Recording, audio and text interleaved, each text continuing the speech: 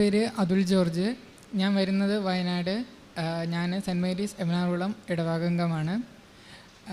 ഞാൻ ഉടമ്പടി എടുത്തത് എൻ്റെ ഫസ്റ്റത്തേന്ന് വെച്ചാൽ എനിക്ക് UK പോകാനുള്ള കാര്യത്തിന് വേണ്ടിയിട്ടാണ്. ഞാൻ ആദ്യം ഓൺലൈൻ ഉടമ്പടി എടുത്തത് 2022 ഏപ്രിൽ മാസമാണ്. അപ്പം ഞാൻ ഉടമ്പടി എടുത്തപ്പം ഞാൻ മാതാവിനോട് ഒരൊറ്റ കാര്യം മാത്രമേ പറഞ്ഞിട്ടുണ്ടായിരുന്നുള്ളൂ.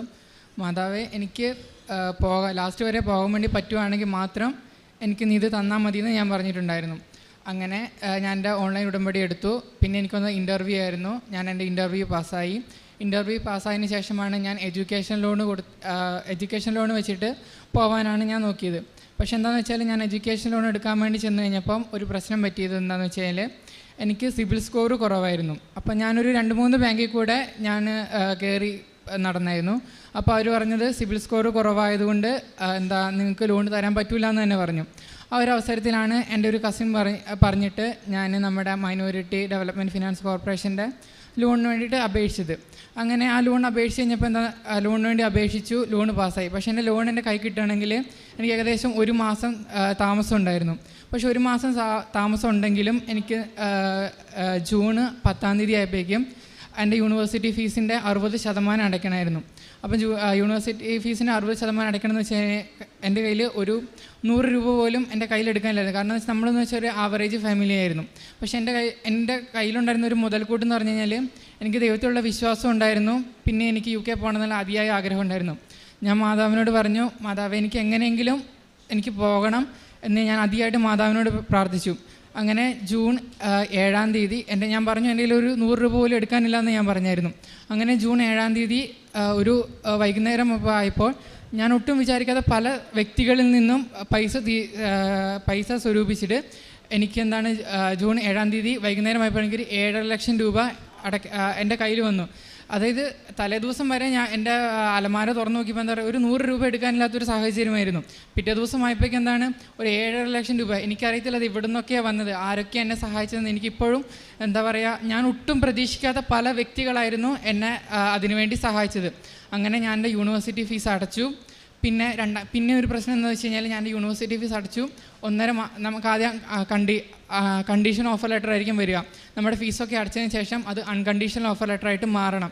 കാരണം ഞാനിങ്ങനെ അടച്ചു 1.5 മാസം കഴിഞ്ഞു, എൻ്റെ അൺകണ്ടീഷണൽ ഓഫർ ലെറ്റർ വരുന്നില്ല. ആ സമയത്ത് എൻ്റെ ഓൺലൈൻ ഉടമ്പടിയുടെ 90 ദിവസം കഴിയുകയും ചെയ്തു. ഞാൻ ഇവിടെ വന്നിട്ട് ജൂലൈ 5-ാം തീയതി ഉടമ്പടി എടുക്കുകയും ചെയ്തു. ഞാൻ ഇവിടുന്ന് ജൂലൈ 5-ാം തീയതി ഉടമ്പടി എടുത്തു പോയി. പിറ്റേ ദിവസം 6-ാം തീയതി വൈകുന്നേരമായപ്പോഴേക്കും എൻ്റെ അൺകണ്ടീഷണൽ ഓഫർ ലെറ്റർ എനിക്ക് കിട്ടി. അങ്ങനെ എൻ്റെ അൺകണ്ടീഷണൽ ഓഫർ ലെറ്റർ എനിക്ക് കിട്ടി. പിന്നെ അടുത്തൊരു പ്രശ്നം എന്ന് വെച്ച് കഴിഞ്ഞാൽ എനിക്ക് ക്യാഷ് റിക്വസ്റ്റ് കൊടുക്കണമായിരുന്നു. ഞാൻ ക്യാഷ് റിക്വസ്റ്റ് കൊടുത്തു. അപ്പോൾ അതിൻ്റെ ഉള്ളിൽ എന്ന് വെച്ച് കഴിഞ്ഞാൽ പിന്നെ അടുത്തത് അതിനുള്ളിൽ ഓരോ നമ്മുടെ സർട്ടിഫിക്കറ്റൊക്കെ നമ്മൾ അപ്ലോഡ് ചെയ്തു. ഓരോരോ സർട്ടിഫിക്കറ്റ് നമ്മൾ അപ്ലോഡ് ചെയ്യണം. അതിനിടയ്ക്ക് നമുക്കൊരു ഫിനാൻഷ്യൽ ഡോക്യുമെൻറ്റ്സ്, അതായത് നമ്മുടെ ഫീസിൻ്റെ ബാക്കി പൈസയും നമ്മുടെ ലിവിങ് എക്സ്പെൻസും കൂടി കാണിക്കണം. അങ്ങനെ ഫീസിൻ്റെ ബാക്കി പൈസ ലിവിങ് എക്സ്പെൻസും കൂടി കാണിക്കാൻ വേണ്ടി നമുക്കൊരു തേർഡ് പാർട്ടി ആയിരിക്കും ചെയ്തു തരുന്നത്. കാരണം ഞാൻ മുഴുവൻ പൈസ ലോൺ എടുത്ത് പോകാത്തതുകൊണ്ട്. അങ്ങനെ ഞാൻ പലരുമായിട്ട് ബന്ധപ്പെട്ടെങ്കിലും എന്ത് സംഭവിച്ചു എന്ന് വെച്ച് കഴിഞ്ഞാൽ ഇവരുമായിട്ട് ബന്ധപ്പെട്ട് കഴിഞ്ഞാലും എനിക്കെന്താകുന്നില്ല, ഒരു കമ്മ്യൂണിക്കേഷൻ്റെ ഒരു ഗ്യാപ്പ് വരികയാണ്. കാരണം ഓൾറെഡി ബാങ്കുകൾ ഒക്കെ ഫില്ലായി, ആരും ചെയ്തു കൊടുക്കുന്നില്ല എന്ന് പറഞ്ഞു. അങ്ങനെ 1-2 ആഴ്ച കഴിഞ്ഞു. 25-ാം തീയതി എൻ്റെ ഫൈനൽ ഡേറ്റാണ് ക്യാസിലേക്ക് എൻ്റെ ഡോക്യുമെൻറ്റ്സ് അപ്ലോഡ് ചെയ്യേണ്ടത്. അങ്ങനെ 25-ാം തീയതി ഞാൻ എന്ത് ചെയ്തു, ലൈറ്റ് ക്യാൻഡിൽ പെയർ റിക്വസ്റ്റ് കൊടുത്തു. അതിൻ്റെ ഫലമായിട്ട് 25-ാം തീയതി വൈകുന്നേരം തന്നെ എന്നെ ഒരു പാർട്ടി കോൺടാക്റ്റ് ചെയ്യുകയാണ്. നിങ്ങൾക്കിങ്ങനെ ഞങ്ങൾ ചെയ്തു തരാമെന്ന് പറഞ്ഞു. 25-ാം തീയതി എന്ത് സംഭവിച്ചെന്ന് വെച്ചാൽ എൻ്റെ ലാസ്റ്റ് ഡേറ്റ് ആയിരുന്നു ക്യാസിൽ എൻ്റെ ഡോക്യുമെൻറ്റ്സ് അപ്ലോഡ് ചെയ്യേണ്ടത്. അത് കഴിഞ്ഞു. ഞാൻ എൻ്റെ ക്യാസിൽ ഡോക്യുമെൻറ്റ്സ് അപ്ലോഡ് ചെയ്തപ്പം 27-ാം തീയതിയായി ലോൺ ലെറ്ററും റെഡിയാക്കിയിട്ട്. അങ്ങനെ ആദ്യത്തെ 2 ദിവസം നമ്മുടെ ക്യാസ് ഇങ്ങനെ ഓരോരോ ശതമാനം വെച്ച് അവർ ഡോക്യുമെൻറ്റ്സ് റിവ്യൂ ചെയ്യുന്നതിനനുസരിച്ച് കൂടി വരുമായിരുന്നു. എൻ്റെ 54% കഴിഞ്ഞപ്പം എൻ്റെ ക്യാസ് കൂടുന്നില്ല. അവിടെ വെച്ച് സ്റ്റോപ്പായി പോയി. 2 ദിവസം ഞാൻ അങ്ങനെ നിന്നു. ഞാൻ അപ്പോഴും ലൈറ്റ് ക്യാൻഡിൽ പെയർ റിക്വസ്റ്റ് കൊടുത്തു, പ്രാർത്ഥിച്ചു. അപ്പോൾ ഞാനൊരു യൂട്യൂബിൽ 2 സാക്ഷ്യം കണ്ടു. അതായത് മാതാവിന് കത്തെഴുതുമെന്ന് പറഞ്ഞിട്ട്. അപ്പം ഞാൻ എന്ത് ചെയ്തെന്ന് വെച്ചാൽ ഞാൻ മാതാവിനൊരു കത്തെഴുതി. മാതാവിന് ഞാൻ കത്തെഴുതിയതിൻ്റെ കാരണം ഞാൻ പറഞ്ഞു, മാതാവേ, എൻ്റെ അവസ്ഥ ഇങ്ങനെയാണ്, എനിക്ക് UK പോകണമെന്ന് എനിക്ക് അതിയായ ആഗ്രഹമുണ്ട്, പഠിക്കണം എന്ന് എനിക്ക് ഭയങ്കര ആഗ്രഹമുണ്ടെന്ന് പറഞ്ഞാൽ ഞാൻ മാതാവിനൊരു കത്തെഴുതി. അന്ന് വൈകുന്നേരം 54% എൻ്റെ ക്യാസ് പെട്ടെന്ന് 69%. 69% കഴിഞ്ഞ് നേരെ 75-70 ആയിരുന്നു ആകേണ്ടത്. പിറ്റേന്ന് 2 ദിവസം കഴിഞ്ഞ് നോക്കുമ്പോൾ എൻ്റെ ക്യാസ് നേരെ 100ആയി. അതായത് ആഗസ്റ്റ് 14-ാം തീയതി എൻ്റെ ക്യാസ് 100ആയി. എൻ്റെ ക്യാസ് എൻ്റെ കയ്യിൽ കിട്ടി. അങ്ങനെ ക്യാസ് കൈ കിട്ടിക്കഴിഞ്ഞപ്പോൾ നമുക്ക് അടുത്ത സ്റ്റെപ്പ് എന്ന് വെച്ചാൽ വിസയ്ക്ക് വെക്കലായിരുന്നു. അപ്പോൾ വിസയ്ക്ക് വെച്ച് കഴിഞ്ഞാൽ എനിക്ക് സെപ്റ്റംബർ 19-ന് ക്ലാസ് സ്റ്റാർട്ട് ചെയ്യും. പക്ഷേ എന്ന് വെച്ചാൽ വിസയ്ക്ക് വെച്ച് കഴിഞ്ഞാൽ ഏകദേശം 1 മാസത്തിനടുത്ത് വിസയ്ക്ക് നമുക്ക് കൈ കിട്ടാൻ വേണ്ടി സാവകാശമുണ്ട്. അന്ന് ആഗസ്റ്റ് 15-നായിരുന്നു UK government priority visa suspend ആയി കിടന്ന പ്രയോറിറ്റി വിസ സ്റ്റാർട്ട് ചെയ്യുകയും എനിക്ക് പ്രയോറിറ്റി വിസയ്ക്ക് വെക്കാൻ പറ്റുകയും ഇന്നലെ അതായത് സെപ്റ്റംബർ 6-ാം തീയതി എൻ്റെ വിസ എൻ്റെ കൈ കിട്ടുകയും ചെയ്തു. പിന്നെ എനിക്ക് വേറൊരു പ്രശ്നം ഉണ്ടായിരുന്നു വെച്ചാൽ ഇപ്പം ഞാൻ ക്യാസിൻ്റെ കാര്യമൊക്കെ പറഞ്ഞു. പിന്നെ ഞാൻ വേറൊരു നിയോഗം വെച്ചതെന്ന് വെച്ച് കഴിഞ്ഞാൽ ഞങ്ങൾക്കൊരു ഉപജീവനമാർഗ്ഗം തുടങ്ങാൻ വേണ്ടിയിട്ടായിരുന്നു. അപ്പോൾ ഞാൻ പറഞ്ഞു ഞങ്ങൾക്ക് ആദ്യം സിബിൽ സ്കോർ കുറവായിരുന്നു എന്ന് പറഞ്ഞല്ലോ. അങ്ങനെ സിബിൽ സ്കോർ കുറവായിരുന്നു എന്ന് പറഞ്ഞ സാഹചര്യത്തിൽ പല ബാങ്കുകളും ഞാൻ എഡ്യൂക്കേഷൻ ലോണിന് പോയപ്പം അവർ ഞങ്ങളെ ഒഴിവാക്കി വിട്ടു. പക്ഷേ ഞങ്ങൾക്കെന്ന് വെച്ചാൽ പെട്ടെന്നൊരു ദിവസം നമ്മുടെ ഒരു കോർപ്പറേറ്റ് ബാങ്കിൽ നിന്ന് വിളിച്ചിട്ട് പറയാണ് നിങ്ങൾക്കൊരു ലോണ് തരാം, നിങ്ങൾ ടെൻഷൻ അടിക്കേണ്ട, സിബിൽ സ്കോറൊന്നും ഞങ്ങൾക്കൊരു പ്രശ്നമല്ല എന്ന് പറഞ്ഞു. അതിൻ്റെ ഫലമായിട്ട് ഞങ്ങൾക്കൊരു 2 ലക്ഷം രൂപയ്ക്ക് അടുത്ത് കിട്ടുകയും പിന്നെ അതിൽ ഒരു ചെറിയൊരു എന്തെങ്കിലും ഒരു ഉപജീവന മാർഗ്ഗം തുടങ്ങാൻ വേണ്ടി ഞങ്ങൾക്ക് അതിനുവേണ്ടി കൃപ ലഭിക്കുകയും ചെയ്തു. അമ്മ മാതാ വഴി എനിക്ക് നൽകിയ എല്ലാ അനുഗ്രഹത്തിനും ദൈവത്തിന് 1000 നന്ദി പറയുന്നു. പേര് അനിത ടോമി, ഇതെൻ്റെ ഹസ്ബൻഡ് എബി. ഞങ്ങൾ എറണാകുളം ജില്ലയിലെ സെൻറ്റ് മഗ്ദലൈൻ ഇടവകാംഗങ്ങളാണ്.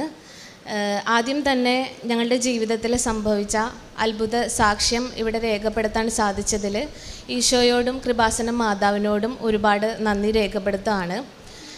ഞങ്ങളെ സംബന്ധിച്ചിടത്തോളം 2024 മെയ് മാസത്തിൽ ഞാൻ എൻ്റെ 2ാമത്തെ കുഞ്ഞിനെ പ്രഗ്നൻ്റ് ആയിരിക്കുന്ന സമയത്ത് ഞങ്ങളുടെ ഫാമിലിയിൽ ഉണ്ടായിരുന്ന ഒരു ഇൻസിഡൻറ്റിനെ തുടർന്ന് ഞങ്ങൾ മാനസികമായിട്ട് വളരെയധികം വിഷമത്തിലായിരുന്നു. അത് പതിയെ ആ ഒരു പ്രഗ്നൻസിയുടെ സമയമായതുകൊണ്ടാണോ എന്നറിയില്ല, എന്നെ ഭയങ്കരമായിട്ട് ആ ഒരു പ്രശ്നം അഫക്റ്റ് ചെയ്തു. അതിൽ ഇൻവോൾവായ 1-2 വ്യക്തികളോട് എനിക്ക് ഭയങ്കരമായ ഒരു ദേഷ്യം എൻ്റെ ഉള്ളിൽ വളർന്നുകൊണ്ടിരുന്നു. എൻ്റെ ഡെയിലി ലൈഫിനെ തന്നെ അത് ബാധിച്ചു. ഞങ്ങളുടെ ജീവിതത്തിനെ നല്ല രീതിയിൽ അത് ഭയങ്കര സ്ട്രെസ്ഫുള്ളാക്കി. തുടർന്ന് ഉള്ള ഞാൻ 4.5 മാസം, 5.5 മാസം, 6.5 മാസം ഈ ഒരു പ്രഗ്നൻസി കാലയളവിലൊക്കെ എനിക്ക് ചെറിയ രീതിയിലുള്ള ബ്ലീഡിങ് സംഭവിക്കുന്നു. പക്ഷേ സ്കാൻ റിപ്പോർട്ടുകളെല്ലാം നോർമലാണ്, കുഞ്ഞിൻ്റെ അവസ്ഥകളെല്ലാം വളരെ നോർമലാണ്. എനിക്ക് തോന്നുന്നത്, ഇപ്പോഴും ഞാൻ വിശ്വസിക്കുന്നത്, എൻ്റെ മനസ്സിലുണ്ടായിരുന്ന ആ ഒരു ദേഷ്യം അല്ലെങ്കിൽ ആ ഒരു വൈരാഗ്യം ഒക്കെ ആയിരിക്കാം പലപ്പോഴും അങ്ങനെയൊക്കെ ആയിട്ട് സംഭവിച്ചത്. അങ്ങനെ ദിവസങ്ങൾ മുമ്പോട്ട് പോയി. 7-ാം മാസത്തിൽ ഞാൻ എൻ്റെ 2ാമത്തെ കുഞ്ഞിനെ പ്രസവിച്ചു. പൂർണ്ണമായിട്ടും ദൈവപരിപാലനം, ഞങ്ങളൊരു പ്രോപ്പറായിട്ടുള്ള ഒരു ആത്മീയ ജീവിതത്തിലൂടെ എല്ലാ ഒരു സമയങ്ങളിലൊന്നും കടന്നു പോയിക്കൊണ്ടിരുന്നത്. പക്ഷേ ഈശോയ്ക്ക് മാതാവിനും ഞങ്ങളെ ഒരുപാട് ഇഷ്ടമാണ്. അവിടുന്ന് ഞങ്ങളെ ദൈവപരിപാലനയിൽ കൊണ്ട് നടക്കുന്നു എന്ന് വെളിപ്പെടുത്തുന്ന പല പല സന്ദർഭങ്ങളും ഞങ്ങളുടെ ജീവിതത്തിൽ ഞങ്ങൾ നേരിട്ട് അനുഭവിച്ചു. എൻ്റെ ഡെലിവറി സമയത്താണെങ്കിലും കുഞ്ഞിൻ്റെ ആരോഗ്യസ്ഥിതികളിലൊക്കെ ആണെങ്കിലും ഞങ്ങൾക്ക് ആ ഒരു പരിപാലനം ഫീൽ ചെയ്യുന്നുണ്ടായിരുന്നു. അങ്ങനെ 4 മാസം കടന്നുപോയി. 4 മാസത്തിന് ശേഷം ഹോസ്പിറ്റലിൽ ഒരു ഗൈന കൺസൾട്ടേഷന് വേണ്ടിയിട്ട് ഞാൻ പോയതാണ്. ഈ ഒരു സമയത്തൊക്കെ ഞാനൊരു ഡിപ്രഷൻ സ്റ്റേജിലായിരുന്നു. ഞാൻ എൻ്റെ ഡോക്ടറെ കാണാൻ പോകുന്ന സമയത്ത് ഡോക്ടർ ഒരു സിസേറിയന് വേണ്ടിയിട്ട് തിയേറ്ററിലേക്ക് പോയിരിക്കുകയാണെന്ന് പറഞ്ഞു. അപ്പോൾ ആ ഒരു സമയം എന്ത് ചെയ്യും എന്ന് ആലോചിച്ചപ്പോഴാണ് എൻ്റെ തൊണ്ടയിൽ വിസിബിളായിട്ട് കാണുന്ന 2 മുഴകൾ എന്താണെന്ന് അറിയാമെന്ന് നോക്കാം. പക്ഷെ അതിനത്ര സീരിയസ് ആയിട്ട് ഞങ്ങൾ കണ്ടിട്ടുണ്ടായിരുന്നില്ല. സമയമുള്ളത് കൊണ്ട് കാണിക്കാമെന്ന് വിചാരിച്ചിട്ടാണ് ഞങ്ങൾ എൻഡോക്രൈൻ ഡിപ്പാർട്ട്മെൻറ്റിലേക്ക് പോകുന്നത്. അവിടെ ചെന്ന് ഏറ്റവും തിരക്ക് കുറവുള്ള ഡോക്ടർ ഏതാണെന്ന് ചോദിച്ചിട്ട് ഞങ്ങൾ വളരെ റാൻഡമായിട്ട് കൺസൾട്ടേഷന് കയറി. ഞങ്ങൾ ചെന്ന സമയത്ത് ഈ മുഴകൾ കണ്ടിട്ട് ഡോക്ടർ വളരെ അത്ഭുതപ്പെട്ടു. ഇതെത്ര നാളെ, എന്തുകൊണ്ട് ഇത് അഡ്രസ്സ് ചെയ്തില്ല എന്നൊക്കെയുള്ള സാറിൻ്റെ ചോദ്യങ്ങൾ ഞങ്ങളെ ഭയങ്കരമായിട്ട് വീണ്ടും ടെൻഷനിലാക്കി. ഞങ്ങൾക്കൊരു USG സ്കാൻ പറഞ്ഞു. സ്കാൻ ചെയ്ത ഡോക്ടർ ഒരു FNAC ചെയ്യണം എന്ന് പറഞ്ഞു. അതായത് ഈ മുഴകളിൽ നിന്നും സാമ്പിൾ എടുത്ത് അതിൻ്റെ റിസൾട്ട് എന്താണെന്ന് ടെസ്റ്റ് ചെയ്യണം എന്ന് പറഞ്ഞു. പിന്നീടുള്ള ദിവസങ്ങളും ഞാൻ വളരെ ഡിപ്രസ്ഡ് ആയിരുന്നു. എനിക്ക് വലിയ പ്രതീക്ഷയൊന്നും ഉണ്ടായിരുന്നില്ല. ഞാൻ പ്രാർത്ഥിച്ചൊന്നുമില്ല റിസൾട്ട് നെഗറ്റീവ് ആകണേ എന്നുള്ള പ്രാർത്ഥനയൊന്നും എൻ്റെ മനസ്സിലുണ്ടായിരുന്നില്ല. വളരെ നെഗറ്റീവ് തോട്ടിലൂടെയാണ് ഞാൻ കടന്നു പോയിക്കൊണ്ടിരുന്നത്. എന്തോ കാര്യമായ കുഴപ്പമുണ്ട് എന്നുള്ള റിസൾട്ട് തന്നെ പ്രതീക്ഷിച്ചിട്ടാണ് ഞാൻ ഹോസ്പിറ്റലിലേക്ക് പോകുന്നത്. 7 ദിവസത്തിന് ശേഷം റിസൾട്ട് വന്നു. ഞാൻ പ്രതീക്ഷിച്ചതുപോലെ തന്നെ റിസൾട്ട് പോസിറ്റീവായിരുന്നു. 2 മുഴകൾ കൂടാതെ ഒരു മുഴ കൂടിയുണ്ട്. ആ കാണാതിരുന്ന മുഴയ്ക്ക് മെഡുലറി കാർസിനോമ എന്ന് പറയുന്ന ഒരു ക്യാൻസറിൻ്റെ ഒരു വകഭേദമാണെന്ന് ഡോക്ടർ നമ്മുടെ അടുത്ത് പറയാണ്. ഞങ്ങൾ വീണ്ടും വളരെയധികം വിഷമഘട്ടത്തിലായി. സാർ എന്നെ സർജിക്കൽ ഓങ്കോളജിസ്റ്റിൻ്റെ അടുത്തേക്ക് റെഫർ ചെയ്തു. ഒരു ലേഡി ഡോക്ടറായിരുന്നു. മാം എന്നെ കണ്ട സമയത്ത് തന്നെ ഹസ്ബൻഡിൻ്റെ അടുത്ത് പറഞ്ഞു, ഡെലിവറി കഴിഞ്ഞ് 4 മാസം വരെ ആയിട്ടുള്ളൂ, അതും ഒരു കോംപ്ലിക്കേറ്റഡ് പ്രഗ്നൻസി ആയിരുന്നു, ഒരു കൗൺസിലിംഗ് വൈഫിന് ആവശ്യമുണ്ടെന്ന് തോന്നുന്നു, ഞാൻ ഒരു കൗൺസിലിങ്ങിന് വേണ്ടിയിട്ട് റെഫർ ചെയ്യട്ടെ, സർജറിക്ക് മുന്നോടിയായിട്ട് മെൻ്റലി സ്റ്റേബിൾ ആവുന്നതും നന്നായിരിക്കും, പാരലലായിട്ട് സർജറിയുടെ കാര്യങ്ങളും നമുക്ക് ചെയ്യാമെന്ന് പറഞ്ഞു. അങ്ങനെ ഒരു സൈക്കോളജിസ്റ്റിൻ്റെ അടുത്തേക്ക് എന്നെ റെഫർ ചെയ്തു. സൈക്കോളജിസ്റ്റ് എന്നെ ഒരു സൈക്കാട്രി ഡോക്ടറിൻ്റെ അടുത്തേക്ക് റെഫർ ചെയ്തു. അങ്ങനെ പോസ്റ്റ്പാർട്ടം ഡിപ്രഷൻ ആണെന്ന് അവർ പറയുകയും ഒരു 2 വീക്സിലേക്ക് എനിക്ക് ഉറങ്ങാനും ഭക്ഷണം കഴിക്കാനും വിശപ്പിനൊക്കെ വേണ്ടിയിട്ട് ഒരു മെഡിസിൻ തന്നു. പാരലലായിട്ട് സർജറിയുടെ ടെസ്റ്റുകളും പ്രീ ഓപ്പ് വർക്കപ്പുകളൊക്കെ കടന്നുപോയി. ആ ഒരു സമയത്താണ് ഞങ്ങൾക്ക് ഈ ഒരു രോഗാവസ്ഥയേക്കാൾ കൂടുതൽ മാനസികമായിട്ട് ഞങ്ങൾക്കുണ്ടായിരുന്ന മറ്റ് വിഷമങ്ങളാണ് ഞങ്ങളെ കൂടുതൽ ഭാരപ്പെടുത്തിക്കൊണ്ടിരുന്നത്. എനിക്ക് തോന്നി അതിനൊരു ആശ്വാസം വേണം, അതിനാദ്യം ഒരു ശമനം വേണം എന്നുള്ളൊരു തോന്നലുണ്ടെങ്കിലും എവിടെ ചെന്ന് ഏത് വാതിലിൽ ചെന്ന് മുട്ടണം എന്നുള്ളത് ഞങ്ങൾക്ക് കൃത്യമായൊരു ധാരണ ഉണ്ടായിരുന്നില്ല. അങ്ങനെ ഞങ്ങളുമായിട്ട് വ്യക്തിപരമായിട്ട് ബന്ധമുള്ള ഒരു ചേച്ചിയുടെ അടുത്ത്, ഹോസ്പിറ്റലിൽ തന്നെയുള്ള റീന എന്ന് പറയുന്ന ഒരു ചേച്ചിയുടെ അടുത്ത് ഞങ്ങൾ ചെന്ന് ഞങ്ങളുടെ സങ്കടം പറയാനായിട്ട് ഞങ്ങൾക്കൊരു തോന്നൽ വരികയാണ്. അങ്ങനെ ഞങ്ങൾ ചെന്ന് ചേച്ചിയെ കണ്ട് കാര്യം പറഞ്ഞു. ഏകദേശം ഒരു 3-4 വർഷത്തോളമായിട്ട് ചേച്ചിയുമായിട്ട് ഞങ്ങൾക്ക് പരിചയമുണ്ട്. ചേച്ചി പറഞ്ഞു, നിനക്കൊരു ഡിപ്രഷനും ഇല്ല, നീ ഡിപ്രഷൻ്റെ ഒരു മരുന്നും കഴിക്കേണ്ട ആവശ്യമില്ല. ഞാൻ ഇന്ന് വീട്ടിൽ നിന്ന് ഇറങ്ങിയപ്പോൾ എൻ്റെ കയ്യിലുള്ള അവസാനത്തെ കൃപാസനം പത്രം ഏറ്റവും അനുയോജ്യമായ ആൾക്ക് തന്നെ കൊടുക്കണേന്ന് പ്രാർത്ഥിച്ചിട്ടാണ് ഞാൻ വീട്ടിൽ നിന്ന് ഇറങ്ങിയത്. ആ ആൾ നീയാണ്, നീ ഒരു കാര്യം ചെയ്യണം, പറ്റുമെങ്കിൽ ഇന്ന് തന്നെ നിങ്ങൾ 2 പേരും കൃപാസനത്തിൽ പോകണം എന്ന് പറഞ്ഞു. പക്ഷെ അന്നേ ദിവസം ഞങ്ങൾക്ക് ഇവിടെ വരാൻ പറ്റിയില്ല. പക്ഷെ ഞങ്ങൾ അന്ന് ഒരുമിച്ചൊരു തീരുമാനമെടുത്തു, എത്രയും പെട്ടെന്ന് തന്നെ ഞങ്ങൾ കൃപാസനത്തിൽ വരുമെന്ന്. അങ്ങനെ ഞങ്ങൾ 2-ാം ദിവസം കൃപാസനത്തിൽ ഈ ഒരു മാതാവ് ഞങ്ങളെ കൃപാസനത്തിൽ എത്തിച്ചു. ഇവിടെ വന്ന സമയത്ത് തന്നെ ഞങ്ങൾക്ക് ഭയങ്കര ഒരു പ്രതീക്ഷയായിരുന്നു. ഞങ്ങൾ ആദ്യം അച്ഛനെ കാണാനാണ് ശ്രമിച്ചത്. പക്ഷേ എല്ലാവരും പറഞ്ഞു ഉടമ്പടി എടുക്കാതെ അച്ഛനെ കാണാൻ സാധിക്കില്ല. ഞങ്ങൾ പെട്ടെന്ന് തന്നെ ഉടമ്പടി അടുത്ത ക്ലാസ്സിന് തന്നെ കയറി. ഒരു 7-8 മാസത്തോളമായിട്ട് എൻ്റെ മനസ്സിൽ എൻ്റെ പ്രഗ്നൻസി ടൈമിലും പ്രഗ്നൻസിക്ക് ശേഷവും ഞാൻ കൊണ്ടു നടന്ന വെറുപ്പും വിദ്വേഷവും ആ ഒരു ഉടമ്പടി ക്ലാസ് അറ്റൻഡ് ചെയ്യുന്ന സമയത്ത് എന്നിൽ നിന്നും വിട്ടകലുമാണ്. ഞാൻ അവർക്ക് വേണ്ടി പ്രാർത്ഥിക്കാൻ തുടങ്ങി. എനിക്ക് ആ ഒരു ക്ഷമ എൻ്റെ ജീവിതത്തിൽ എപ്പോഴും എത്ര ദ്രോഹിക്കുന്നവരോട് പോലും എനിക്ക് ക്ഷമിക്കാനുള്ളൊരു കൃപ എനിക്ക് ആദ്യം ഉണ്ടായിരുന്നു. അത് നഷ്ടപ്പെട്ടതിൻ്റെ ഒരു വിഷമം എനിക്ക് നല്ല രീതിയിലുണ്ടായി. പക്ഷേ ആ ഒരു ക്ലാസ്സിലൂടെ അത് തിരിച്ചു കിട്ടിയതിൻ്റെ ഒരു ആനന്ദം എനിക്ക് ഭയങ്കരമായിട്ട് അനുഭവിക്കാൻ പറ്റി. ഞങ്ങൾ അവിടെ നിന്ന് നേരെ അച്ഛനെ കാണാൻ വന്നു.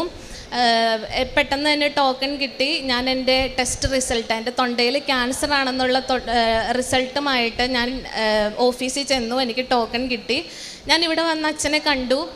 അച്ഛൻ എൻ്റെ റിപ്പോർട്ടുകൾ ഈശോയുടെ തിരുക്കുരിശന്മേലും കൃപാസന മാതാവിൻ്റെ രൂപത്തിന്മേലും വെച്ച് പ്രാർത്ഥിച്ചു. തിരിച്ചു വന്നിട്ട് അച്ഛൻ എൻ്റെ അടുത്ത് പറഞ്ഞു സാക്ഷ്യം പറയണം എന്ന്. എനിക്കത് ഞങ്ങളുടെ ഏറ്റവും വലിയ ഒരു വിഷമം എന്ന് പറയുന്നത് ഞങ്ങളുടെ മനസ്സിലുള്ള ആ ഒരു ഭാരമായിരുന്നു. അതിന് ശേഷമാണ് ഞങ്ങളുടെ ഒരു രോഗാവസ്ഥ ഞങ്ങൾ മുന്നോട്ട് വെച്ചത്. അച്ഛൻ്റെ ആ വാക്കുകൾ തന്നൊരു പ്രതീക്ഷ വളരെ വലുതായിരുന്നു.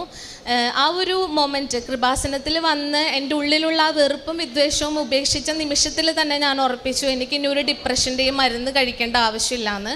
അങ്ങനെ എൻ്റെ പോസ്റ്റ്പാർട്ടം ഡിപ്രഷൻ്റെ ഒരു ഫോളോ അപ്പുകളും പിന്നെ ഞാൻ ഒരു സൈക്കോളജിസ്റ്റിൻ്റെ അടുത്തോ സൈക്കാട്രിസ്റ്റിൻ്റെ അടുത്തോ പിന്നീട് ഞാൻ എടുത്തിട്ടില്ല. അങ്ങനെ ഞങ്ങൾ ഉടമ്പടി എടുത്ത് ഇവിടെ നിന്ന് മടങ്ങി. പിന്നീടുള്ള എൻ്റെ ഉടമ്പടി ജീവിതത്തിൽ ഞാൻ ഏറ്റവും ആദ്യം തീരുമാനിച്ചത് നല്ലൊരു കുമ്പസാരം നടത്തുക എന്നുള്ളതായിരുന്നു. ഞാൻ എത്രയും പെട്ടെന്ന് തന്നെ വീടിൻ്റെ അടുത്തുള്ള ഒരു പള്ളിയിൽ പോയിട്ട് എനിക്ക് കുമ്പസാരിക്കണം എന്ന് പറഞ്ഞു. ഞാൻ അച്ഛൻ്റെ അടുത്ത് കുമ്പസാരിച്ചു. വളരെ നാളുകൾക്ക് ശേഷം ഞാൻ നല്ലൊരു കുമ്പസാരം നടത്തി. കുമ്പസാരത്തിൽ അച്ഛൻ എൻ്റെ അടുത്ത് പറഞ്ഞു, നിൻ്റെ വിഷമങ്ങൾ, നിൻ്റെ സങ്കടങ്ങൾ, നീ അനുഭവിച്ച ഒറ്റപ്പെടലുകൾ, മാറ്റി നിർത്തലുകൾ ഈശോയുടെ പീഡാനുഭവ സഹനങ്ങളോട് ചേർത്ത് വെച്ച് നീ പ്രാർത്ഥിക്കുക. ഈശോ നമുക്ക് വേണ്ടി മരിച്ചത് ഈശോ ഒരിക്കലും ഒരു വലിയ തെറ്റ് ചെയ്തതുകൊണ്ടോ ഒരു കുറ്റക്കാരനായതുകൊണ്ടോ അല്ല. അതുപോലെ ഈ മനുഷ്യരുടെ ഇടയിൽ നിനക്കുണ്ടായ അപമാനം മാറ്റാൻ അല്ലെങ്കിൽ അതിനെ നിനക്ക് ഉൾക്കൊള്ളാൻ ഈശോയുടെ പീഡാനുഭവ സഹനങ്ങളെ ചേർത്ത് പിടിച്ചാലും നിനക്ക് സാധിക്കും എന്ന് പറഞ്ഞു. അതെനിക്ക് തന്ന, അതായത് മനുഷ്യരുടെ സർട്ടിഫിക്കറ്റിന് വാല്യൂ കൊടുത്ത ഞാൻ അന്ന് മുതൽ ദൈവത്തിൻ്റെ മുമ്പിലാണ് നമ്മളുടെ പ്രവൃത്തികളും പ്രാർത്ഥനകളും എപ്പോഴും വിലയിരുത്തപ്പെടേണ്ടതെന്നുള്ളൊരു തിരിച്ചറിവോടുകൂടി ആ കുമ്പസാരത്തിലൂടെ എനിക്കൊരു വലിയൊരു തിരിച്ചറിവുണ്ടായി. പിന്നീട് എൻ്റെ ഉടമ്പടി ജീവിതത്തിലെ സായാഹ്ന പ്രാർത്ഥനകൾ, പ്രഭാത പ്രാർത്ഥന, അതെല്ലാം കൃത്യമായി ചെയ്തു. തൈലം പുരട്ടി ഞാൻ എല്ലാ ദിവസവും എൻ്റെ തൊണ്ടയിൽ തൈലം പുരട്ടി പ്രാർത്ഥിച്ചു. കുഞ്ഞുങ്ങളുടെ ആണെങ്കിലും ഹസ്ബൻഡിൻ്റെ ആണെങ്കിലും തൈലം ഉപയോഗിച്ച് പ്രാർത്ഥിക്കുന്നുണ്ടായിരുന്നു. അങ്ങനെ സർജറിക്ക് വേണ്ടിയിട്ട് ഒരുങ്ങി. ഫെബ്രുവരി 7-ാം തീയതി ഞങ്ങളുടെ, അതായത് ഉടമ്പടി എടുത്ത് 11-ാമത്തെ ദിവസം ഞങ്ങളുടെ ഈ ഒരു ഫാമിലി ഇഷ്യൂവിനെ ഞാൻ എൻ്റെ നിയോഗത്തിൽ വെച്ചിട്ടുണ്ടായിരുന്നു. വളരെ കോംപ്ലിക്കേറ്റഡ് ആയിരിക്കും, ഇത് സോൾവ് ആകാൻ ഒരുപാട് സമയമെടുക്കുമെന്ന് ഞാൻ വിചാരിച്ച ആ ഒരു പ്രശ്നം എൻ്റെ ഉടമ്പടിയുടെ 11-ാമത്തെ ദിവസം ഒരു ഫോൺ കോളിലൂടെ വളരെ സ്മൂത്തായിട്ട് അവസാനിക്കുകയാണ്. അതുകൂടാതെ തന്നെ ഉടമ്പടിയുടെ 9-ാം ദിവസം ഒരു ദിവസം ഡോക്ടർ വിളിച്ചിട്ട് പറയാണ്, എനിക്കൊരു പ്രധാനപ്പെട്ട കാര്യം നിങ്ങളോട് പറയാനുണ്ട്, എൻ്റെ റൂമിലേക്കൊന്ന് വരണം എന്ന് പറഞ്ഞ് ഡോക്ടർ എന്നെ വിളിക്കുകയാണ്. ഞങ്ങളവിടെ ചെന്നപ്പോൾ ഡോക്ടർ പറഞ്ഞു, അനിത ചെയ്ത 1-2 ബ്ലഡ് റിപ്പോർട്ടുകൾ നമുക്ക് നല്ല രീതിയിലുള്ളൊരു പോസിറ്റീവ് റിസൾട്ടാണ് നൽകുന്നത്. ബയോപ്സി റിപ്പോർട്ട് നെഗറ്റീവ് ആവാനുള്ള സാധ്യത ഞാൻ കാണുന്നു എന്ന് പറഞ്ഞു. ആ ഒരു നിമിഷവും ഞാൻ വളരെ കോൺഫിഡൻ്റ് ആയിരുന്നു. കൃപാസനം മാതാവ് നമ്മുടെ ഉടമ്പടി ജീവിതത്തിൻ്റെ റിസൾട്ട് കണ്ടു തുടങ്ങി എന്നുള്ളത് എനിക്ക് അന്ന് മനസ്സിലായി. പിന്നീട് ഫെബ്രുവരി 8-ാം തീയതി എൻ്റെ സർജറി കഴിഞ്ഞു. 8-ാം തീയതി സർജറി കഴിഞ്ഞു. ഒരു 14 മണിക്കൂറത്തെ ഒരു മേജർ സർജറി ആയിരുന്നു. സർജറിക്ക് ശേഷം ഞാൻ SICUവിൽ കിടക്കുന്ന സമയത്ത് എനിക്ക് ബോധം വരുമ്പോൾ എൻ്റെ അടുത്ത് നിൽക്കുന്ന പെൺകുട്ടി എൻ്റെ അടുത്ത് പറയുന്നത്, ചേച്ചി എൻ്റെ കാശുരൂപവും കൊന്തയും ഞാൻ ചേച്ചിയുടെ കയ്യിൽ വെച്ചിട്ടുണ്ട്, ചേച്ചി ഒരു കാരണവശാലും പേടിക്കണ്ട, ധൈര്യമായി ഇരിക്കൂ എന്ന് പറഞ്ഞു. എനിക്കതൊരു ഭയങ്കര അത്ഭുതമായിരുന്നു. കാരണം ഞാൻ ഉടമ്പടി എടുത്തിട്ടുണ്ടെന്നോ എനിക്ക് എൻ്റെ കയ്യിൽ കാശുരൂപമുണ്ട്, ഇതൊന്നും ഞാൻ ആ കുട്ടിയോട് ചോദിച്ചിട്ടില്ല. എൻ്റെ ഒരു ഹിസ്റ്ററിയും ആ കുട്ടിക്ക് അറിയില്ല. എനിക്കത് ഭയങ്കര, കാരണം ഞാൻ ഹോസ്പിറ്റലിലേക്ക് വരുന്ന സമയത്ത് മാതാവിൻ്റെ അടുത്ത് പറഞ്ഞിട്ടുണ്ടായിരുന്നു, ഹോസ്പിറ്റലിലുടനീളം എനിക്ക് പരിശുദ്ധ അമ്മയുടെ സാന്നിധ്യം ഞങ്ങൾക്ക് ഫീൽ ചെയ്യണം, ഞങ്ങളുടെ കൂടെ ഉണ്ടാവണം എന്നുള്ളത്. അപ്പോൾ ആ ഒരു നിമിഷം മുതൽ ഡിസ്ചാർജ് ഡേ വരെ ഞങ്ങളെ കാണാനായിട്ട് വന്ന ആളുകളിലൂടെ ഒരുപാട് വ്യക്തികൾ, ഞങ്ങൾക്ക് ഒത്തിരി വേദനയുള്ള ദിവസങ്ങളായിരുന്നു. സർജറിക്ക് ശേഷം എനിക്ക് നല്ല പെയിൻഫുള്ളായിരുന്നു ആ ഒരു ദിവസങ്ങളൊക്കെ. പക്ഷേ പരിശുദ്ധ അമ്മ ആ സമയങ്ങളിൽ, ആ മണിക്കൂറുകളിൽ, ആ ദിവസങ്ങളിൽ ഞങ്ങളിലേക്ക് ഒരുപാട് ആളുകളെ അയച്ചു. പേരെടുത്ത് ചൊല്ലിയാണ് ഓരോ വ്യക്തികളെയും ഞങ്ങളിലേക്ക് എത്തിച്ചത്. അവരിലൂടെ ഞങ്ങൾക്ക് ലഭിച്ച ഒരു ആശ്വാസം എന്ന് പറയുന്നത് വളരെ വലുതാണ്. പിന്നെ മറ്റൊരു അനുഗ്രഹം എന്ന് പറയുന്നത്, ഈ തൈലം ഉപയോഗിച്ചത് വഴി എൻ്റെ സർജറിക്ക് മുമ്പായിട്ട് എൻ്റെ വലത്തെ സൈഡിലെ മൂക്കിൽ ഒരു കുരു വന്നിട്ട് അതിൽ നിന്ന് ചെറുതായിട്ട് ഇങ്ങനെ ബ്ലീഡ് ചെയ്തുകൊണ്ടിരിക്കുന്നുണ്ടായിരുന്നു. അപ്പോൾ സർജറിയുടെ സമയത്ത് ഇൻറ്റുബേറ്റ് ചെയ്തിട്ടാണ് ചെയ്യുന്നതെന്ന് പറഞ്ഞപ്പോൾ ഇനി മൂക്കിൽ കുഴലിടുക അങ്ങനെയുള്ള കാര്യങ്ങളൊക്കെ എനിക്ക് വളരെ പേടിയാണ്. പക്ഷേ ഇങ്ങനൊരു പ്രശ്നം ഉണ്ടെങ്കിൽ അത് കൂടുതൽ കോംപ്ലിക്കേറ്റഡ് ആകുമോ എന്ന് വിചാരിച്ചാൽ വീട്ടിലെ തൈലം എടുത്ത് പുരട്ടി അതെനിക്ക് ഹീൽ അടുത്ത ദിവസം തന്നെ എനിക്ക് അങ്ങനെ ഒരു കുരു അവിടെ ഉണ്ടായിരുന്നതായിട്ട് പോലും എനിക്ക് തോന്നിയിട്ടില്ല.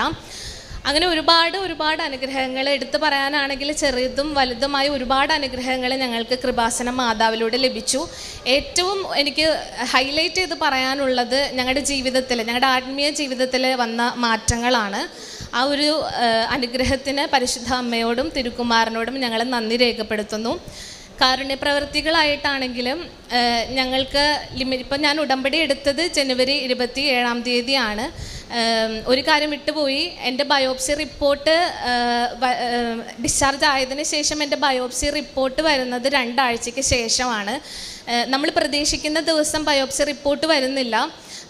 അതിനുശേഷം ഞാൻ വീണ്ടും എൻ്റെ പ്രാർത്ഥന തുടർന്നുകൊണ്ടിരുന്നു. അങ്ങനെ എൻ്റെ ഉടമ്പടി എടുത്ത് കൃത്യം 1 മാസമാകുന്ന ഫെബ്രുവരി 27-ാം തീയതി, അന്നൊരു ചൊവ്വാഴ്ചയാണ്, ഞാൻ ഓൺലൈനിൽ ഉടമ്പടി ധ്യാനം പങ്കെടുക്കുന്ന സമയത്ത് എനിക്കൊരു തോന്നൽ വന്ന് ഞാൻ ഹോസ്പിറ്റലിൽ കോൺടാക്റ്റ് ചെയ്യുമ്പോൾ എൻ്റെ റിപ്പോർട്ട് വന്നിട്ടുണ്ടായിരുന്നു. ഞാൻ വിശ്വാസപ്രമാണം ചൊല്ലി ആ റിപ്പോർട്ട് നോക്കുമ്പോൾ എനിക്ക് മാതാവ് കാണിച്ചു തരുന്നത് എൻ്റെ റിപ്പോർട്ട് നെഗറ്റീവാണ് എന്നുള്ളതാണ്. അപ്പോൾ ആ റിപ്പോർട്ടിന് ശേഷം 2 ദിവസത്തിന് ശേഷം ഡോക്ടറും നമ്മുടെ അടുത്ത് ക്ലിനിക്കലിയും സാക്ഷ്യപ്പെടുത്തി, നിങ്ങളുടെ ബയോപ്സി റിപ്പോർട്ട് നെഗറ്റീവാണ്. അങ്ങനെ FNAC റിപ്പോർട്ടിലുള്ള ക്യാൻസർ രോഗത്തിനെ പരിശുദ്ധ അമ്മയുടെ വലിയ ഇടപെടൽ മൂലം അത് നെഗറ്റീവാക്കി മാറ്റാണ്. കാരുണ്യ പ്രവർത്തനങ്ങളിൽ ഞങ്ങളുടെ ജീവിതത്തിൽ ഞങ്ങൾ കണ്ടുമുട്ടുന്ന സാമ്പത്തികമായിട്ടാണെങ്കിലും ആത്മീയമായിട്ടാണെങ്കിലും ഞങ്ങൾക്ക് ലഭിച്ച അനുഗ്രഹങ്ങൾ സാക്ഷ്യപ്പെടുത്താറുണ്ട്. കൃപാസനത്തിലേക്ക് ആളുകളെ എനിക്ക് ഫീൽ ചെയ്യാണ് ഇവർക്ക് കൃപാസനത്തിൽ വന്നിട്ടുണ്ടെങ്കിൽ ഹീൽ ചെയ്യേണ്ട. ആത്മീയമായിട്ടാണെങ്കിലും ശാരീരികമായിട്ടാണെങ്കിലും സോഷ്യൽ മീഡിയ ഞാൻ ഉപയോഗിക്കാറുണ്ട്. ഇൻസ്റ്റഗ്രാം ഞാൻ യൂസ് ചെയ്യാറുണ്ട്. വാട്സാപ്പിൽ ഞാൻ സാക്ഷ്യങ്ങൾ ഷെയർ ചെയ്യാറുണ്ട്. അതുപോലെ തന്നെ യൂട്യൂബിലെ അച്ഛൻ്റെ ഡെയിലി ബ്രെഡ്, പിന്നെ പത്രം, കൃപാസനം പത്രം, ഈ എല്ലാ കാര്യങ്ങളിലും വളരെ ശ്രദ്ധാപൂർവം കൃത്യമായിട്ട് എല്ലാ കാര്യങ്ങളും പാലിച്ചിട്ടുണ്ട്. ഈ ഒരു അനുഗ്രഹം തന്ന പരിശുദ്ധ അമ്മയ്ക്കും തിരുക്കുമാരനും ഒരുപാട് നന്ദി. ഞങ്ങളെന്നും കുടുംബവുമായിട്ട് ഞങ്ങളെന്നും ഈ ഒരു സാക്ഷ്യത്തോടെ കടപ്പെട്ടിരിക്കുന്നു. യെശയ്യാ പ്രവാചകന്റെ പുസ്തകം 48:10 തിരുവചനം അരുളി ചെയ്യുന്നു: ഞാൻ നിന്നെ ശുദ്ധീകരിച്ചു, എന്നാൽ വെള്ളി പോലെയല്ല. കഷ്ടതയുടെ ചൂളയിൽ നിന്നെ ഞാൻ ശോധന ചെയ്തു. എനിക്ക് വേണ്ടി മാത്രമാണ് ഞാനിത് ചെയ്യുന്നത്. എൻ്റെ നാമം എങ്ങനെ കളങ്കിതമാകും? എൻ്റെ മഹത്വം ഞാൻ ആർക്കും നൽകുകയില്ല. അനിത ടോമി ജീവിത പങ്കാളിയുമൊത്ത് തനിക്ക് ഉടമ്പടിയിലൂടെ ലഭിച്ച തൈറോയ്ഡ് ക്യാൻസറിൽ നിന്ന് ലഭിച്ച സൗഖ്യം, അതുപോലെ പോസ്റ്റ് പാർട്ടം ഡിപ്രഷൻ, അതിനൊക്കെ മെഡിസിൻ എടുത്തുകൊണ്ടിരുന്നതാണെന്നൊക്കെയാണ് നാം കേട്ടത്. എന്നാൽ കുടുംബ പ്രശ്നങ്ങളിലൊക്കെ അതൊക്കെ വളരെ സ്മൂത്തായിട്ട് മഞ്ഞുരുകുന്നത് പോലെ ഉടമ്പടി എടുക്കാൻ വന്ന അന്ന് തന്നെ ഒരു വലിയ ഭാരം തന്നെ വിട്ടൊഴിഞ്ഞു. അതുമൂലമായിരുന്നു തനിക്ക് തൻ്റെ ഈ ഡിപ്രഷൻ സ്റ്റേജിലൂടെയൊക്കെ കടന്നു പോകേണ്ടി വന്നതെന്ന് ബോധ്യം വരുന്നു. പിന്നീടൊരു സൈക്യാട്രീനെ കാണാനോ ഒന്നിനും പോയിട്ടില്ല. ലോകത്തിലെ ഏറ്റവും വലിയ മനോരോഗ വിദഗ്ധനെയാണ് പിന്നീട് കണ്ടത്, യേശു ക്രിസ്തുവിനെ. അങ്ങനെ ക്രിസ്തു എങ്ങനെ തനിക്ക് സൗഖ്യം തന്നു, മരുന്നൊക്കെ പിന്നീട് താൻ മാറ്റി ഏറ്റവും സന്തോഷമുള്ള സമാധാനമുള്ള ഒരു ഹൃദയത്തോടെ ഇവിടെ നിന്ന് ഉടമ്പടി എടുത്തിട്ട് പോകുവാൻ കഴിഞ്ഞു. ഉടമ്പടി എടുത്തിട്ട് ഏകദേശം 1 മാസവും ഏതാനും ദിവസങ്ങളുമേ ആകുന്നുള്ളൂ. അപ്പോൾ തന്നെ അൾത്താരയിൽ കയറി തങ്ങൾക്ക് ലഭിച്ച അനുഭവ സാക്ഷ്യം പങ്കുവെച്ച് ദൈവത്തെ മഹത്വപ്പെടുത്തുകയാണ് ഈ കുടുംബം. അതുപോലെ തങ്ങൾക്ക് കിട്ടിയ ആത്മീയമായ ഉണർവ്, അതൊക്കെ ഉടമ്പടിയുടെ മാത്രം തനത് സ്വത്താണ്. എത്രയോ പ്രാവശ്യം എവിടെയൊക്കെയോ പോയി നമ്മൾ ധ്യാനങ്ങളും അതുപോലെ ആത്മീയമായിട്ടുള്ള ഓരോ സോഴ്സിലൊക്കെ നമ്മൾ പോയി പങ്കുചേരുന്നു. എന്നാൽ അതൊക്കെ കുറച്ച് നാളത്തേക്ക് നമുക്കുണ്ടായിട്ടുള്ളൂ എങ്കിൽ ഉടമ്പടിയുടെ ഒരു ജീവിതം എന്ന് പറയുന്നത് അത് ബോധ്യങ്ങളാണ്.